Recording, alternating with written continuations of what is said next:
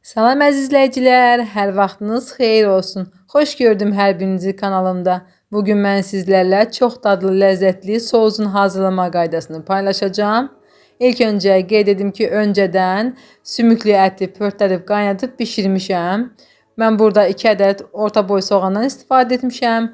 Onları doğradım, qazanın içərisinə əlavə etdim və üzərinə kərə yağı əlavə etdim. Qoydum ocağın üzərində qızarsın.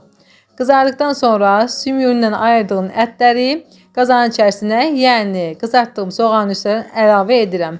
Daha sonra gördüyünüz kimi burada da bişirdiyim ətin qazanını göstərirəm. Mütləq suyunu süzmək lazımdır soğuzun içərisinə suyunu əlavə etdikdə. Və burada 2 ədəd bibərdən istifadə etmişəm. Qırmızı və yaşıl bibərdən. Onu da qızarmış soğanın üzərinə əlavə edirəm.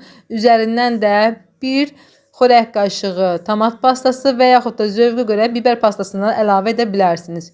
Üzərindən də öncədən soyduğum, yuduğum kartofları əlavə edirəm və onu da üzərinə ətin suyundan azacıq əlavə edib soğanın yaxşıca bişib əriməyini gözləyirəm. Daha sonra içərisinə ətin suyunu əlavə edəcəm. Bayaq da qeyd etdiyim kimi mütləq ətin suyunu süzgəcdən süzmək lazımdır. Suyu da əlavə etdikdən sonra içərisinə noxud əlavə edirik. Mən öncədən buzluqda saxladığım noxuddan əlavə etdim və